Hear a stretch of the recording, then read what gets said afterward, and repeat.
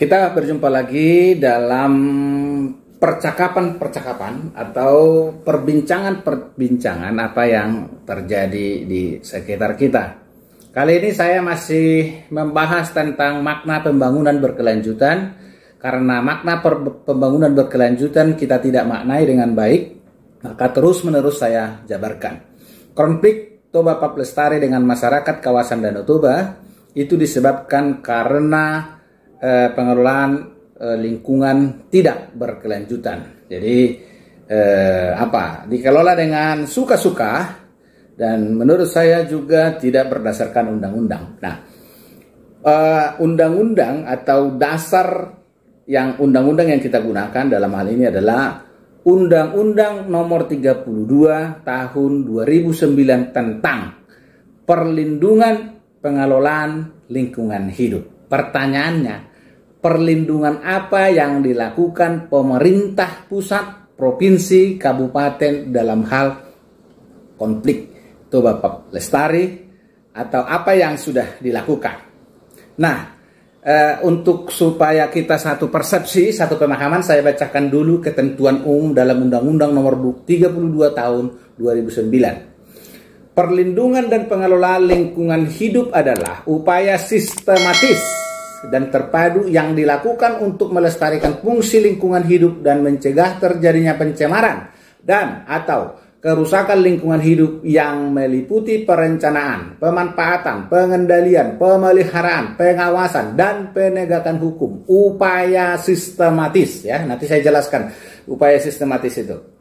Kemudian ketentuan yang lain adalah pembangunan berkelanjutan adalah upaya sadar dan terencana yang memadukan aspek lingkungan hidup, sosial, dan ekonomi ke dalam strategi pembangunan untuk menjamin keutuhan lingkungan hidup serta keselamatan, kemampuan, kesejahteraan, dan mutu hidup generasi masa kini dan generasi di masa yang akan datang. Ketentuan yang lain, kajian lingkungan hidup strategis yang selanjutnya disingkat KLHS adalah rangkaian analisis yang sistematis, menyeluruh, dan partisipatif untuk memastikan bahwa prinsip pembangunan berkelanjutan telah menjadi dasar dan terintegrasi dalam pembangunan suatu wilayah dan atau kebijakan, rencana, dan atau program. Sistematis, ya, kata kuncinya sistematis. Pertanyaannya, sistematis apa yang dilakukan pemerintah mengawasi kehadiran TPL?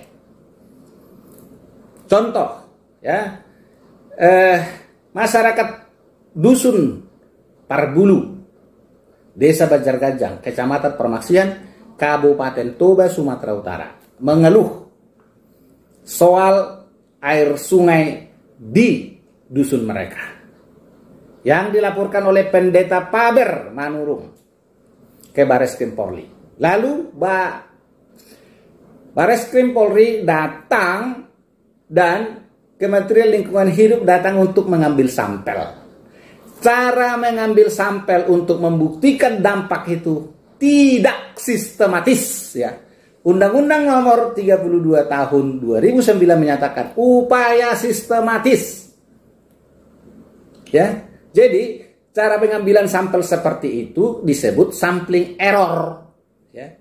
Sampling error, nggak ada yang diharapkan dari situ. Sekelas Bareskrim dengan Kementerian Lingkungan Hidup. Padahal di sini jelas upaya sistematis. Sistematis itu seperti apa? Seharusnya itu kan ada data per triwulan. Data air itu ada per triwulan. Jadi dampak misalnya itu kan nursery, ya, pembibitan. Misalnya disemprot, terus-menerus disemprot. Dampak dari bahan kimia yang digunakan untuk menyemprot itu, bagaimana datanya kepada pencemaran tanah? Ada datanya tiap triwulan. Itu sistematis. Triwulan, 6 bulan, setahun. Ada datanya. Seharusnya data itu ada data dari internal TPL dan juga harus ada data dari pemerintah sebagai fungsi kontrol. Nah, itu akan lebih baik lagi kalau ada data dari pihak ketiga, misalnya Ornov. Tapi Ornov kan belum sampai, tidak ada dana operasional untuk itu. Maka sebenarnya pajak yang diberikan oleh TPL itu pun bermasalah. Ternyata pajaknya pun banyak itu yang bermasalah dari ahli-ahli keuangan. Nah, itu yang sebelum dibilang Profesor Adler Manurung, pajaknya tidak beres. Kemudian hutan sudah habis gitu ya. Tentu ini juga tidak terkendali dengan sistematis. Seharusnya kalau data kualitas air di Desa Parbulu itu sebagai aliran dampak dari nursery itu harus ada data 3 bulan, 6 bulan, setahun. Itu sistematis. Juga harus ada pencemaran udara. Ada juga pencemaran tanah. Ada datanya. Itu upaya sistematis. Jadi tidak sistematis. Jadi kalau pemerintah Kabupaten Toba atau provinsi atau pusat masih bercerita tentang ini dan itu, kenapa? Karena mereka ketakutan. Mereka tidak punya data. Fungsi kontrol tidak jalan. Jadi sebenarnya yang salah di sini adalah sebenarnya pemerintah. Pemerintah yang harus terdepan untuk mengawasi itu secara sistematis karena itu diperintahkan oleh undang-undang. Ini, jadi kita jangan berdebat lari kemana. Ayo mari kita berdebat di atas undang-undang. Ini negara kita negara hukum. Mana datanya? Misalnya landfill, limbah B3, sekarang di mana? Perlindungan apa yang dilakukan oleh pemerintah? Pengawasan apa yang dilakukan? Mana datanya?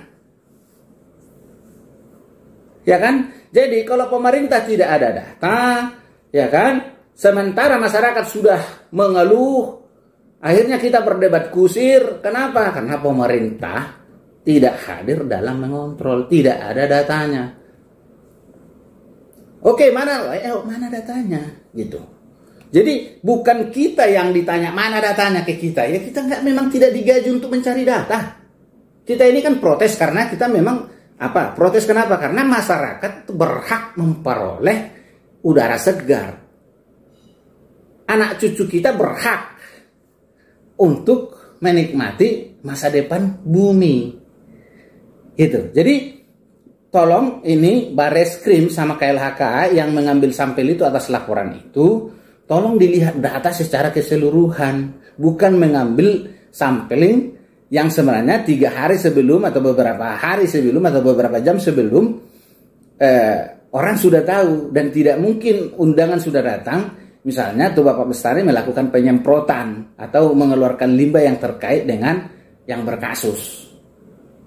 Ya kan? Supaya kenapa? Supaya jangan terjadi sampling error gitu ya. Jadi kalau kita berbicara supaya kita jangan meminimalisasi debat kusir, mari kita berdebat di atas undang-undang. Undang-undang apa yang kita gunakan? Undang-Undang nomor 32 tentang perlindungan pengelolaan lingkungan hidup. Oke, saya kira itu dulu supaya debat-debat kita itu debat-debat yang bermutu. Mari kita berdebat di atas Undang-Undang nomor 32 tahun 2009. Seluruh kewajiban pemerintah, juga kita civil society, juga swasta semua harus kita berdebat di atas undang-undang ini. Terima kasih.